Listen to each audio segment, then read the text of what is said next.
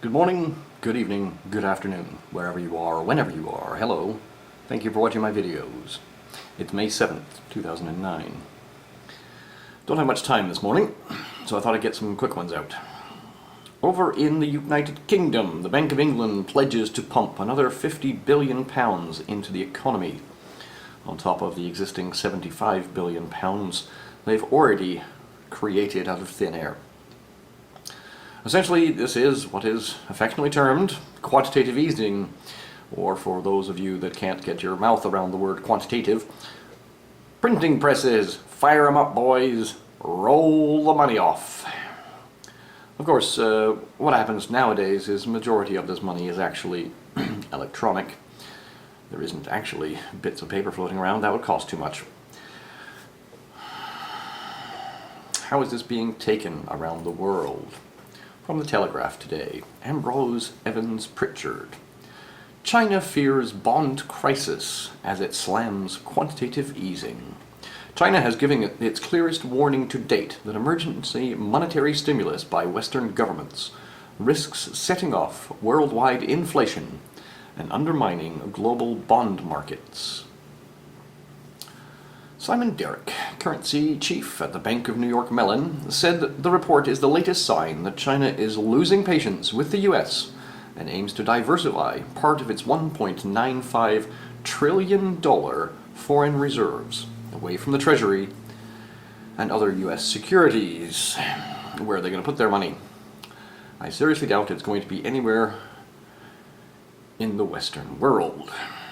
I'm thinking perhaps South America, somewhere in Africa perhaps, definitely somewhere in Asia.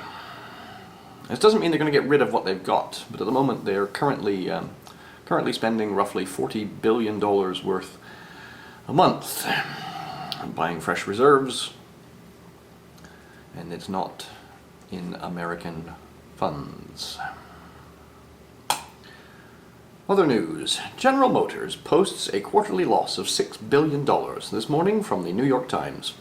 General Motors, which faces a June 1st deadline to cut debt and expenses or else file for bankruptcy protection, less than a month away, on Thursday said it lost $6 billion in the first quarter. GM said it depleted $10.2 billion from its cash reserves in the quarter. In other words, in total they lost $16 billion in the 3 months.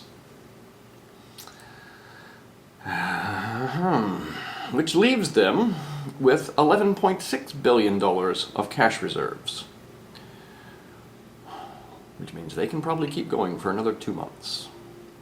Now this was as of March 31st. So if they're doing $16 billion every 3 months, that's roughly $5 billion a month. Which means that, more than likely, General Motors will be out of cash by the end of this month. And almost definitely by the end of June. And we'll need to find some more money somewhere. Over in the United Kingdom, Jaguar. Jaguar Motor Company was purchased by Tata. Now Tata is an Indian company. They have a number of different outfits. They make all kinds of cars in Asia, but additionally they're also into IT consultancy and all kinds of services and, outsourcing and so forth. Well, the government has basically told them they're not going to get any money from them. It looks like the talks are about to collapse, and the Jaguar brand will yet again die off. I wonder if someone will purchase them. Maybe someone like Fiat. Of course, General Motors and Fiat are currently negotiating what to do about the European arm of General Motors. It's all getting very interesting very, very quickly. Now, one thing I didn't mention, of course, was the Bilderberg meetings coming up. I haven't mentioned that recently. I'll include a link here to a press release basically pumping up Daniel Estulin. Daniel Estulin is the author of a number of Bilderberg Group books.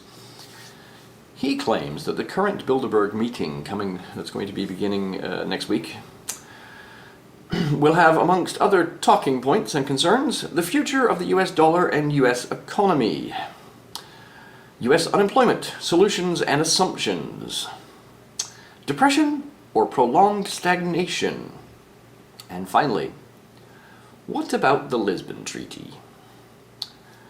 Oh, they are going to have some fun over in Greece next week. Peace, love, understanding, think about things. I'll speak to you again tomorrow. Bye.